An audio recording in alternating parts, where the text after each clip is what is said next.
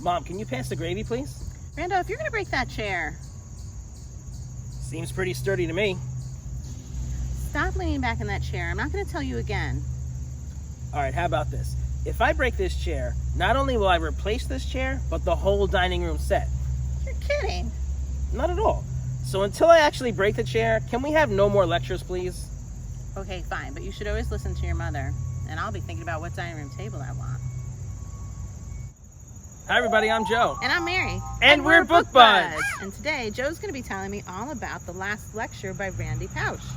Yes, so Randy was a professor at Carnegie Mellon, Okay. and he was dying of pancreatic cancer. And so he did a last lecture for his students.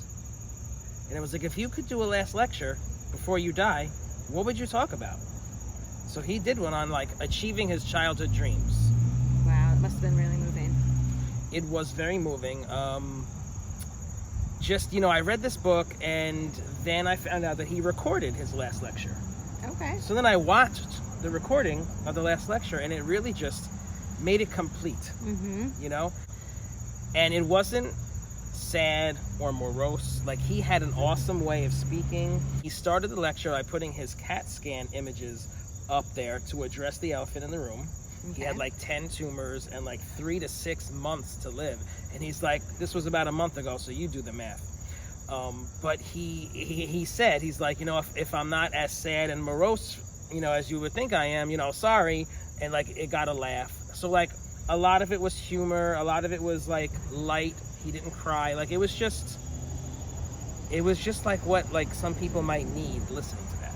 That's beautiful. Yeah. Did he have like an overall message that he wanted people to get from his talk?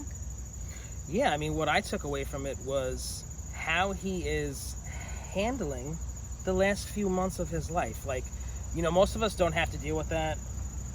We're not going to maybe have to deal with that. So, like, to imagine that, like, I imagined it because I read the book, and I'm like, how would I find the strength to do what he's doing? Mm-hmm. Like, I don't know if I would be able to, but you know what? You have no choice. So I think that you would probably fare better than what you think. Like, I imagine myself, like, all distraught, but probably not. Right. You have to kind of radically accept and figure out, okay, how am I going to approach this time? Exactly. So he's like a real inspiration. And one of his quotes was, you cannot change the hand that you're dealt. It's just how you play the game. Mm-hmm. So it really makes you think and evaluate your life. And wow, this is deep. Wow. And I like this book because it was deep without like being so deep in your face deep. I said deep like 6 times. Like, it was deep without being like sad, without being too preachy. Like, he was just telling us about his life, and he dropped all these pearls of wisdom. And so it sounds really meaningful, but not like totally heartbreaking. Right. Okay. I mean, parts of it were hard to get through, but that was like my stuff. Like, because when I watched his video, like, he wasn't like that. He wasn't presenting it the way that I was hearing it, because I am who I am. Mm-hmm. You know what I'm saying? So I was like, oh, wow. Like, so he said it like that? But when I read his words, it was totally different, because it was my emotional mess. That's a really good point. So I imagine there's lots of people out there, and myself included, who would read this and be like gushing tears through the whole thing.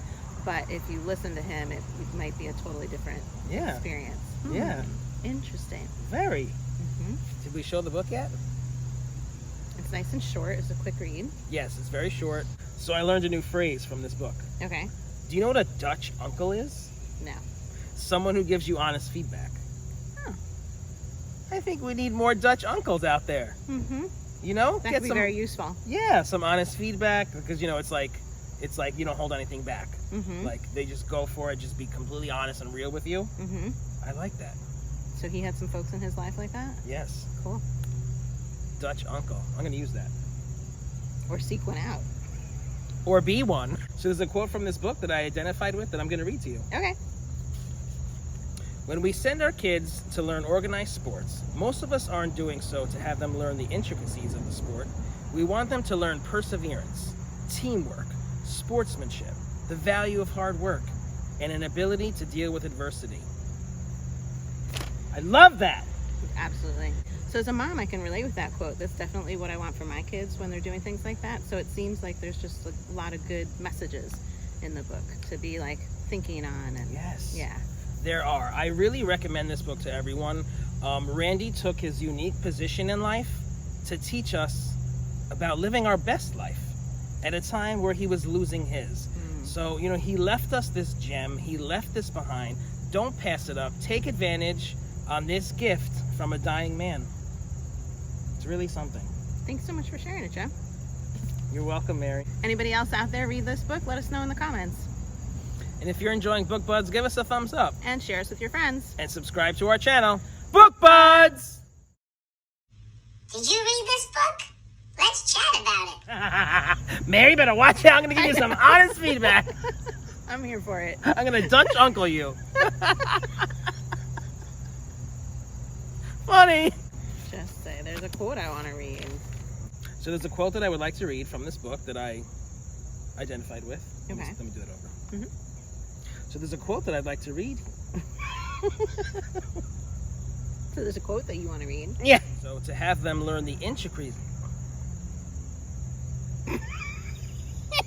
Is there a quote that you want to read? Intricacies. Or just say there's a quote I want to read.